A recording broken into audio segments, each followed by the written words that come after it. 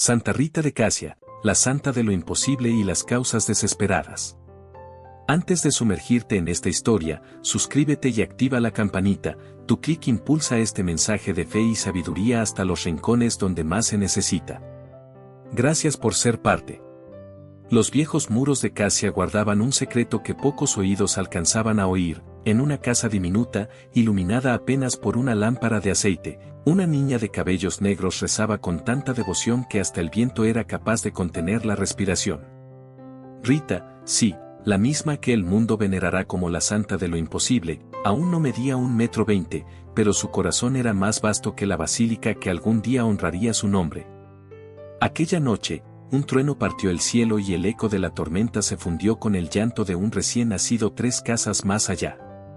Rita, arrodillada sobre el suelo frío de ladrillo, aferró un rosario tan gastado que le teñía las manos de un tono oscuro y susurró: Señor, si es tu voluntad, hazme instrumento de tu paz, aun cuando el mundo solo me ofrezca dolor. Tenía apenas 12 años, pero hablaba como si hubiera vivido un siglo entero. El aroma a pólvora y pan. La infancia de Rita transcurrió a finales del siglo XIV, en una Italia convulsa. Las familias rivales de la región, los Monaldi y los Chicchi, mantenían una vendetta que teñía de sangre los olivares y los senderos de Umbría. Para cualquier niña, crecer en ese ambiente significaba aprender a temer la noche. Para Rita, en cambio, la oscuridad era un refugio donde sus oraciones podían alzarse sin interrupción. Cuando los relinchos de los caballos anunciaban pelea, se escondía tras la puerta de la cocina y rezaba por agresores y víctimas por igual. Amata, su madre, la instruía en las tareas del hogar, amasando pan al alba y repitiendo refranes de paciencia y perdón. Antonio, su padre, era un hombre pacífico, pero realista. Hija, aquí la fe no basta, las dagas no se detienen con oraciones. Rita sentía en silencio, y añadía una docena de Ave Marías al final del día, convencida de que cada rezo podía transmutar un filo en una flor. La niña que dialogaba con los santos. Crónicas agustinas relatan que Rita solía hablar con los ángeles entre los viñedos. Una mañana, mientras recogía uvas, una abeja se posó sobre su frente para beber rocío sin picarla. Los monjes vieron en el gesto un presagio de santidad, pero la niña simplemente sonrió y siguió trabajando, murmurando versículos del Evangelio. En el mercado, si un anciano suspiraba por la enfermedad de su hijo, Rita le daba un trozo de pan y corría a la ermita, donde permanecía de rodillas hasta que las velas se consumían. Así nació su fama de la niña que reza por todos, aunque en su interior crecía un deseo ardiente: consagrarse al Señor, vestir un hábito y dedicar cada aliento a los desamparados. El anhelo imposible. A los 14 años pidió entrar en el convento agustino. Sus padres, aunque piadosos, se estremecieron. Una hija era promesa de alianza familiar a través del matrimonio y no había dote suficiente para regalarla a Dios. Rita persistió, cada negativa aumentaba su fervor. Tras alimentar las gallinas y recoger leña, encendía una vela y copiaba salmos en un trozo de pergamino, aprendiendo de memoria las palabras que la sostenían: El Señor es mi luz y mi salvación, ¿a quién temeré? Un viernes de Cuaresma, un soldado ebrio arrojó su espada a los pies de la joven y gritó: ruega a tu Dios que haga llover vino en lugar de sangre. Rita recogió el arma, la sostuvo con manos temblorosas y respondió: si mi Dios me escucha, hará llover misericordia sobre ti. El soldado, según contaron luego, abandonó la plaza con lágrimas en los ojos. La prueba del silencio. Pero lo más duro no eran las amenazas externas, sino el aparente silencio de Dios. Muchas veces, en la ermita de San Montano, Rita sintió que el cielo era un bronce cerrado. En su soledad, lloraba, temiendo que su deseo fuese un capricho infantil. Sin embargo, recordaba a Cristo en Getsemaní: Padre, no se haga mi voluntad, sino la tuya. Esa confianza radical la sostuvo cuando llegó la noticia que cambiaría su destino. Un mensajero trajo a Antonio la propuesta de matrimonio con Paolo Mancini, un joven de temperamento airado, considerado buen partido por su valor militar. Las manos de Rita se helaron, sus rodillas flaquearon, pero no protestó. Aquella noche, ante su crucifijo, murmuró entre lágrimas: si este es el camino que preparaste para mí, dame fuerza para recorrerlo sin perder la esperanza. Sus palabras no fueron un grito de derrota, sino un acto de obediencia que cerraba un capítulo y abría otro. La infancia terminaba, el dolor entraba por la puerta principal, dispuesto a forjar una santidad que nadie imaginaba. Años después, cuando multitudes peregrinaran a su tumba buscando consuelo, recordarían a la niña que, entre el aroma del pan recién horneado y el filo de las espadas, descubrió que la fe no es escapatoria del sufrimiento, sino un puente que transforma la tragedia en ofrenda. Ese puente comenzó aquí, en la infancia de Rita, donde cada lágrima era semilla y cada rosario, promesa de esperanza imposible. Rita apenas salía de la niñez cuando la noticia cayó sobre la mesa familiar como un yunque. Paolo Mancini, soldado de fortuna, temperamento brusco y fama de hombre de espadas rápidas y palabras cortas, la tomaría por esposa. En Casia, los acuerdos matrimoniales eran moneda de paz entre linajes rivales. Para Rita, era un terremoto que sacudía todos sus sueños. Sin embargo, respiró hondo, recordó las enseñanzas de sus padres y, con la voz quebrada pero firme, aceptó la voluntad de Dios: si este es mi camino, caminaré pidiendo que cada piedra se transforme en escalón.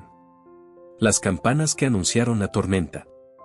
La boda se celebró en un abril perfumado de lirios, pero la procesión se sintió como un desfile hacia el patíbulo. Paolo, con su armadura bruñida, brillaba más que el sol, y sus camaradas coreaban canciones de taberna. Al cruzar el arco de la iglesia, Rita miró el crucifijo y susurró: Jesús, si la cruz me espera, que no me falte tu fuerza. La primera noche de casados reveló de golpe la naturaleza del vínculo. Paolo llegó ya ebrio, descargó su espada sobre la mesa y exigió obediencia. La voz de Rita, suave pero decidida, respondió: obedeceré con amor, pero no con miedo. Aquella frase fue un dardo de luz en la penumbra de la habitación, y el soldado, confundido por tanta serenidad, se desplomó en un sueño turbio. El ciclo del dolor y la oración. Los días se volvieron un rosario de espinas. Paolo regresaba de las guardias con olor a vino y pólvora. Si una mirada de Rita no le gustaba, levantaba la mano o el tono. Los vecinos escuchaban los gritos que herían la noche, pero jamás oyeron a Rita responder con insultos. Su herramienta de defensa era el silencio orante. Se arrodillaba en un rincón de la cocina y, mientras el pan leudaba, murmuraba salmos: el Señor está cerca de los quebrantados de corazón, salva a los de espíritu abatido. A veces, cuando la ira de Paolo explotaba, Rita sostenía entre los dedos una pequeña cruz de madera. Cada golpe que caía sobre la mesa, o sobre su hombro, era acompañado de un Padre Nuestro al interior de su alma. Estas oraciones silenciosas, repetidas como gotas que horadan la piedra, comenzaron a resquebrajar la coraza del soldado sin que él mismo lo notara. Ulteriores destellos de ternura. No todas las jornadas fueron oscuras. Hubo alboradas de esperanza. Un amanecer, Paolo se encontró a Rita curando las heridas de un enemigo caído y, desconcertado, la ayudó a vendarlo.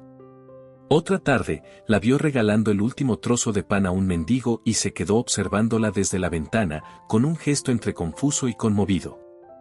Aquella noche, por primera vez, murmuró un tímido gracias. Rita descubrió que la violencia retrocede ante la ternura constante. No se trataba de someterse al maltrato, sino de responder con la fuerza que brota de la mansedumbre de Cristo. Con cada acto de misericordia, Rita sembraba una semilla de conversión en el árido corazón de Paolo. El susurro que partió la piedra. El auténtico punto de inflexión llegó tras una batalla local. Paolo, herido y humillado, entró tambaleando y, al ver a Rita, cayó de rodillas: mujer, reza por mí. No soporto el fuego que arde dentro. Rita posó las manos sobre su cabeza y pronunció una oración que, según testigos, se sintió como un viento suave en la habitación: Señor, apaga el incendio de la venganza y enciende la llama de tu amor. El soldado rompió a llorar. Las murmuraciones en Casia decían que Paolo Mancini se había rendido ante una mujer insignificante. A los ojos de Dios, era un herido levantándose con ayuda de una santa anónima. El perdón que desafió a la vendetta. Convertido, Paolo intentó reparar antiguas ofensas, pero las vendettas no se olvidan con simple arrepentimiento. Al cabo de unos meses de aparente paz, un silbido de acero nocturno apagó su vida en un callejón. Rita, al recibir la noticia, Soltó un grito que mezclaba dolor y súplica: «Señor, recibe su alma». Las mujeres del vecindario esperaban verla clamar venganza. Ella se encerró en su habitación y pasó la noche entera rezando el Salmo 23. En la madrugada, emergió pálida pero serena, declarando: «El odio no tendrá la última palabra». Aquella viudez prematura no fue un fracaso, sino la prueba de que el amor perseverante puede arrancar una flor incluso de un pantano de violencia. Paolo murió reconciliado con Dios y con Rita. Su corazón, antes de piedra, se convirtió en buena tierra abonada por las lágrimas y la paciencia de su esposa. Esa transformación invisible fue el primer gran imposible que Santa Rita logró con la fuerza silenciosa de la fe. Con el esposo en la tumba y 2 hijos adolescentes al borde de la sed de venganza, Rita está a punto de afrontar una disyuntiva desgarradora que la llevará a pedirle a Dios algo inconcebible, y Él le responderá. Pero esa es la siguiente página de esta historia de dolores que florecen en milagros. Las campanas de Casia aún no habían secado el eco del arrepentimiento de Paolo cuando la venganza tocó la puerta con puño de hierro. Era una noche sin luna, los grillos guardaban silencio y el viento temblaba como si presintiera sangre. Paolo salió a apagar una disputa callejera, la última, juraba él, pero las sombras lo rodearon. Un filo relampagueó y, antes de que el soldado pronunciara el nombre de Rita, su pecho quedó abierto como una página trágica. Un crimen de honor selló el destino de un hombre que, por fin, había encontrado la paz. El grito que partió el alma. Cuando los vecinos llegaron a la puerta de Rita, traían en los rostros un miedo reverencial. Ella abrió, vio el cuerpo sin vida sobre una tabla y no derramó un llanto inmediato. Un silencio espeso cayó en la habitación. Tomó la mano rígida de su esposo, la colocó sobre su propio corazón y susurró: «Señor, lo entregué a tu misericordia vivo, recíbelo ahora, purificado por su dolor». El sol aún no despuntaba cuando las mujeres del pueblo acudieron a velar al difunto. Algunas esperaban escenas de rabia, maldiciones, promesas de represalias. En su lugar encontraron a Rita arrodillada, rosario en mano, con el rostro iluminado por la cera de una vela. Rezaba el Salmo 130, desde lo profundo clamo a ti, Señor. A cada verso, una paz inexplicable se extendía como bruma sobre el luto. El veneno de la venganza. Sin embargo, el peligro no acababa con la muerte de Paolo. Sus hijos, Giovanni y Jacopo, ardían en furia adolescente. Juraron ante la tumba paterna buscar al asesino y lavar el honor con sangre. Rita sintió un puñal invisible hundirse en su seno. Perder al esposo era desgarrador, pero perder el alma de sus hijos sería una condena eterna. Pasó noches enteras de rodillas, implorando a Dios una salida que no manchara las manos de sus muchachos.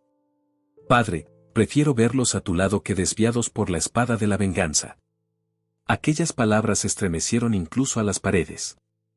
¿Podía una madre pedir la muerte de sus propios hijos antes que el pecado? Era un amor tan radical que rozaba el abismo de lo incomprensible. El misterio del desenlace.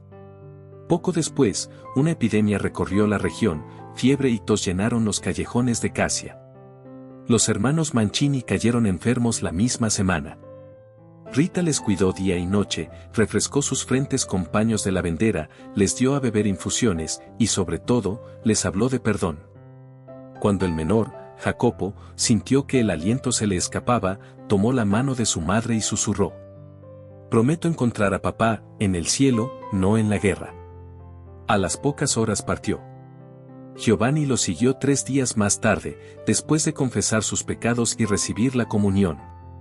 La epidemia pasó de largo por el resto de la casa, solo ellos partieron, pero partieron reconciliados. ¿Milagro o tormento? Para los vecinos, aquello fue un castigo divino, para Rita, una respuesta misteriosa, dolorosa y a la vez misericordiosa. Caminó detrás de los féretros sin derrumbarse, con el rosario apretado como un ancla. Al bajar las últimas paladas de tierra, alzó la vista al crucifijo del cementerio y murmuró: «Gracias, Señor, tu voluntad es un océano donde mis lágrimas no se pierden, se transforman». Esa misma noche regresó a casa vacía, apagó la lámpara de aceite y se sentó en la oscuridad. Podía sentir el silencio gritando en cada esquina.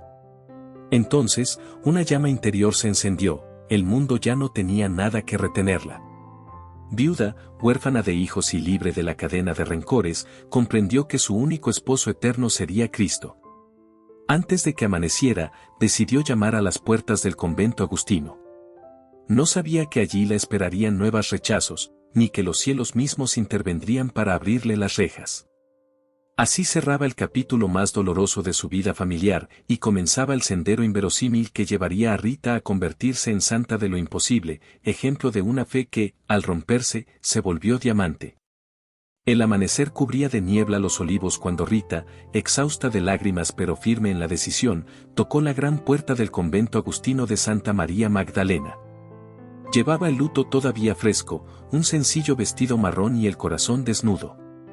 Al verla, la portera frunció el ceño. ¿Una viuda, sin dote? Las reglas son claras. Rita bajó la cabeza, explicó su anhelo de entregarse totalmente a Cristo, pero la respuesta fue un portazo que resonó como martillo en un sepulcro. 3 veces no. No se rindió. Volvió al día siguiente. Las monjas, temerosas del linaje violento de los Mancini, la rechazaron de nuevo. Una semana después, regresó. Esta vez la abadesa soltó la sentencia final: nuestro claustro no es refugio de tragedias ajenas. Rita salió, se arrodilló fuera de la muralla y rezó el Magnificat bajo la lluvia que comenzaba a caer. Cada gota parecía decirle espera, pero el portón seguía cerrado. La noche del traslado místico. Aquella madrugada, en su casita vacía, prendió una vela ante el crucifijo y exclamó: Señor, si tu voluntad es que yo te sirva, muéstrame el camino que mis pies no hallan. El viento se coló por la ventana y la llama titiló como si respondiera. Rita cayó en un sueño profundo y, según narraría después, soñó con 3 figuras luminosas: San Juan Bautista, San Agustín y San Nicolás de Tolentino. Cada uno tomó una mano y, entre el silbido de un canto angélico, la condujo por senderos empinados hasta depositarla dentro del claustro. Puertas abiertas por el cielo. Cuando la primera campana de maitines sonó, las hermanas encontraron a aquella viuda de rodillas en el coro, envuelta en un resplandor tenue. Nadie había abierto los cerrojos, los candados seguían con sus sellos intactos.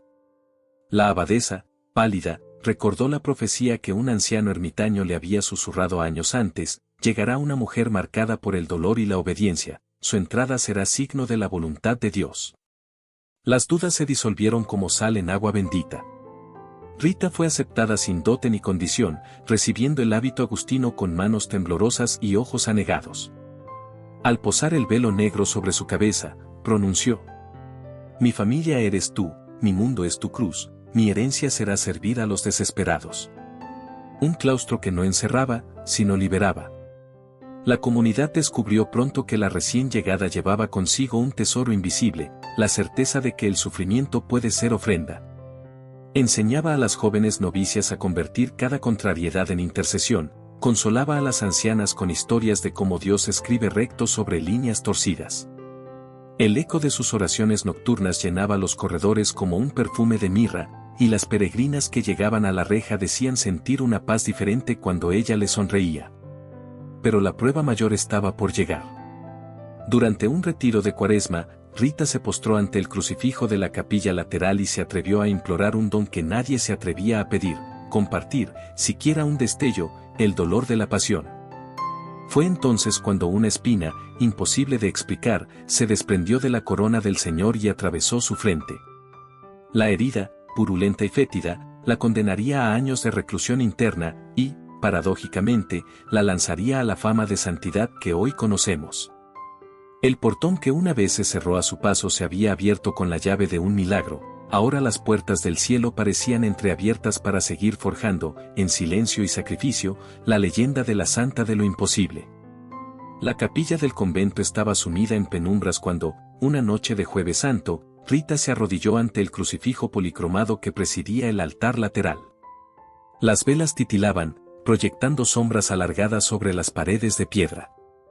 El corazón de la monja latía con un anhelo silencioso pero audaz: amado Señor, permíteme participar, aunque sea un instante, de tu pasión, dame una chispa de tu dolor para consolar a tantos que sufren.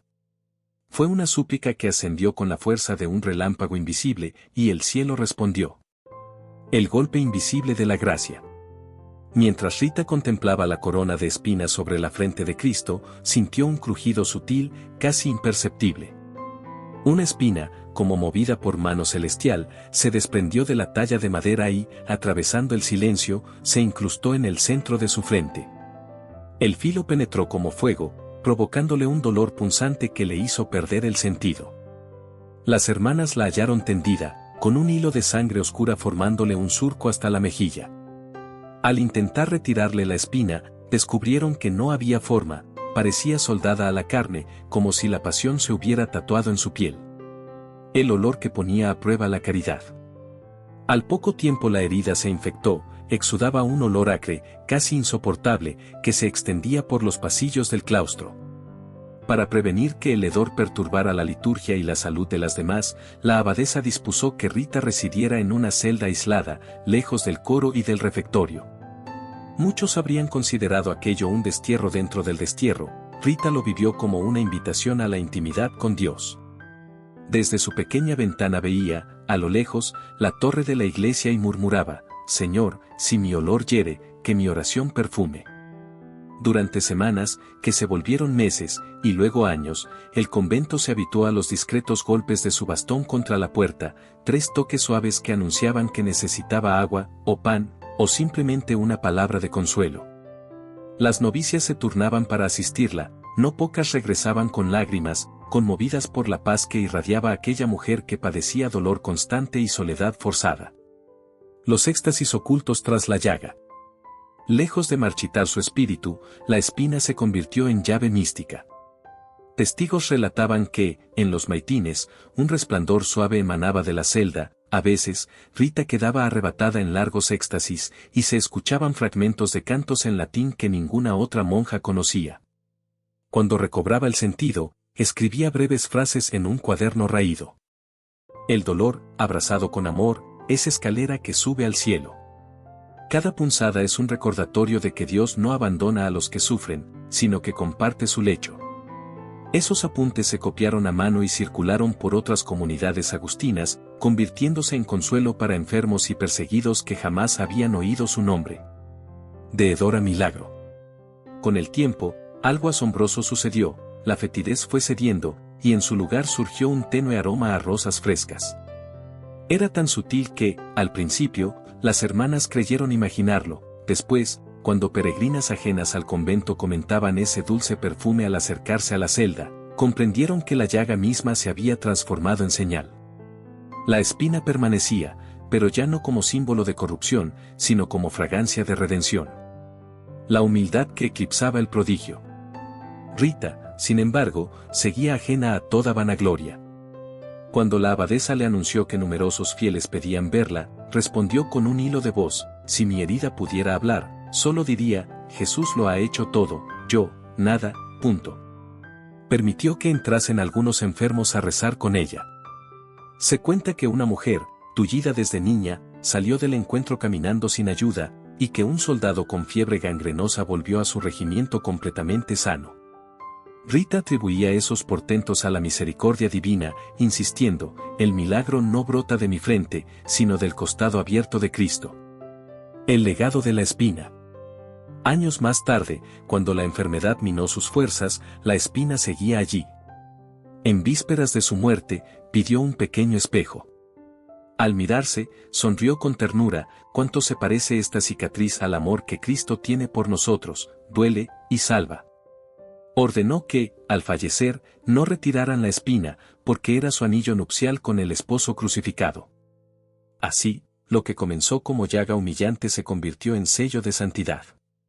Aún hoy, quienes veneran a Santa Rita contemplan su escultura con la espina en la frente y recuerdan que el dolor, ofrecido con amor, puede perfumar el mundo entero. Pero la historia no termina aquí. Tras aquella celda impregnada de rosas aguardan los milagros públicos que la levantarán como patrona de los casos imposibles, y esa será nuestra próxima parada en este viaje de fe y esperanza. El rumor comenzó como un susurro entre los muros del convento, se deslizó por las callejuelas empedradas y, en cuestión de meses, recorrió toda Umbría, la monja de la espina ora, y suceden cosas que ni los doctores ni la lógica pueden explicar. Casia, un rincón montañoso antes conocido por sus vendetas, se transformó en destino de peregrinos que llegaban empujados por la esperanza. Algunos acudían cojeando, otros eran conducidos en camillas improvisadas, pero todos arrastraban la misma pregunta: ¿será cierto que Dios, a través de Rita, todavía hace milagros? Y la respuesta, una y otra vez, superaba el asombro. El niño que despertó mientras sonaban las vísperas. Primavera de 1432. Una madre entró al locutorio con su pequeño de 7 años desfalleciente. Los médicos habían declarado que la fiebre escarlata lo dejaría sin vida antes de la puesta del sol. Rita escuchó a la mujer, colocó su rosario en las manos del niño y rezó suavemente el Padre Nuestro. Al terminar, pidió que lo dejaran dormir en una mantita frente a su celda. Las campanas de vísperas repicaron, y en el último tañido el niño abrió los ojos y, con voz ronca, pidió agua. La fiebre había desaparecido, su piel, ante ceniza, se volvió sonrosada. La madre salió gritando de alegría, y la plaza de Casia celebró como si un ejército hubiera ganado la paz sin derramar sangre. El racimo de uvas que revirtió la gangrena. Cuentan los cronistas que un campesino llegó con la pierna ennegrecida hasta la rodilla. Los cirujanos querían amputar, pero él rogó visitar a Rita primero. La monja pidió un racimo de uvas de la huerta del convento, exprimió el jugo sobre la carne corrompida y lloró: tú, Señor, transformas el agua en vino, transforma ahora esta herida en carne viva.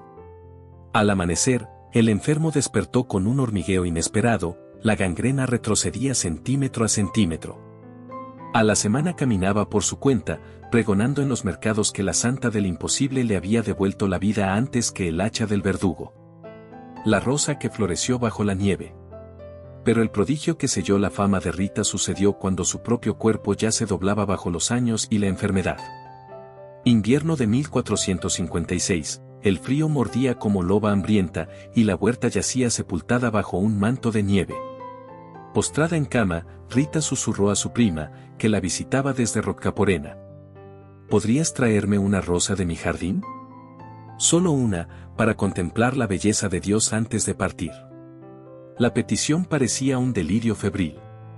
Aún así, la mujer recorrió el camino neblinoso convencida de que hallaría la tierra endurecida y estéril. Mas al llegar, entre los surcos helados, vio una sola rosa terciopelo erguida, intacta, perfumada como si la primavera hubiera abierto en secreto la puerta del invierno. Temblando, la cortó y volvió al convento. Rita, al olerla, cerró los ojos y murmuró: así es la gracia, florece donde nadie la espera. Desde entonces, la rosa se convirtió en su emblema. Hasta hoy, los devotos regalan flores al pie de su altar cuando suplican por causas imposibles. El pan que nunca se agotó. Otro relato, recogido por las hermanas agustinas, habla de una hambruna que azotó la región. Las reservas del convento se reducían a un costal de harina. La abadesa, angustiada, pensaba racionar estrictamente, pero Rita la tranquilizó: el amor multiplica lo que se comparte. Se repartió pan a pobres y peregrinos diariamente. Durante 3 meses, el saco jamás quedó vacío, cada amanecer aparecía con la misma cantidad que la noche anterior. Quienes lo vieron juraron que escuchar pasos leves en la despensa y un dulce aroma a trigo recién molido, señal de que ángeles horneaban en secreto. Conversión de corazones endurecidos. No todos los milagros fueron físicos. Bandoleros temidos llegaban para ridiculizar la monja milagrosa y salían desarmados y llorando, pidiendo confesión. Matrimonios rotos se reconciliaban después de que Rita los bendecía con la señal de la cruz. Una joven que planeaba quitarse la vida al no poder pagar deudas, al ver a Rita, sintió un abrazo invisible que le cambió la mente. Al regresar al pueblo, encontró que un desconocido había cubierto la deuda en su nombre. La lógica rendida y la fe encendida. Los notarios de la época registraron declaraciones juramentadas, tratando de hallar fraude. Ninguno pudo explicarlo. Rita se limitaba a decir: los milagros no son exhibiciones de poder, sino guiños de un padre compasivo. Aquellas palabras, simples como agua y profundas como océano, encendieron la fe de miles. Tanto que, cuando Rita agonizó un año más tarde, la gente ya la llamaba nuestra abogada de las causas desesperadas. La promesa que late hasta hoy. Antes de exhalar el último suspiro, dejó un encargo: a quien acuda con fe sincera, jamás le negaré mi intercesión. No busquen mi nombre por gloria mundana, busquen a Cristo, que hace posible lo imposible. Su cuarto se inundó de luz, dicen algunas monjas, y el aroma a rosas inundó no solo el convento, sino todo el valle. Al comprobar que su cuerpo quedaba incorrupto, el obispo declaró públicamente que Casia poseía un tesoro celestial. Desde entonces, cada 22 de mayo, procesiones enteras llegan con velas y pétalos, recordando que la espina que ella abrazó se transformó en llave para abrir jaulas de desesperanza. ¿Y tú, qué escuchas esta historia? ¿Cuál es tu imposible? ¿Una enfermedad sin cura? ¿Un hijo perdido? ¿Un corazón roto? Pídele a Santa Rita que coloque una rosa en tu invierno, porque, como lo demuestra su vida, el cielo disfruta derribar muros justo cuando todo parece perdido. En el próximo y último punto, veremos cómo su legado traspasó siglos y fronteras, convirtiéndola en una luz permanente para quienes ya no ven salida. Era 22 de mayo de 1457 cuando la respiración de Rita se apagó, pero el convento se llenó de un perfume de rosas tan intenso que las hermanas abrieron puertas y ventanas creyendo que entraba la primavera. Sobre la cama, el cuerpo que había soportado espinas, fiebres y ayuno se mantuvo intacto, flexible y tibio, como si aguardara una última encomienda. Los médicos constataron el fenómeno, los notarios dejaron constancia en pergaminos aún conservados. Casia comprendió que nacía una santa capaz de vivir para siempre en la frontera entre el cielo y la tierra. El cuerpo incorrupto que predica en silencio. Custodiado en un relicario de cristal, el cuerpo de Santa Rita permanece hoy tan sereno como la primera noche. No hay olor a muerte, sino a flor recién cortada. Peregrinos de todos los rincones, campesinos andinos, madres mexicanas, abuelas filipinas, pasan ante ella con lágrimas que mezclan gratitud y asombro. Algunos aseguran oír un susurro interior: confía, que nada es imposible para Dios. Ese predicador silencioso convence más que 1000 discursos: si la muerte no pudo con Rita, tampoco podrá con la esperanza de quien la invoque. De Casia a las Américas, la ruta de las rosas. En el siglo XVI, misioneros agustinos llevaron su historia a la Nueva España. Las primeras capillas en honor de la abogada de lo imposible brotaron en Puebla y Oaxaca. Más tarde, su devoción descendió por Centroamérica, prendió en los Andes y cruzó el Atlántico hasta Filipinas. Allí donde llegaba, aparecían rosales que florecían fuera de estación, como si la santa firmara con pétalos su presencia.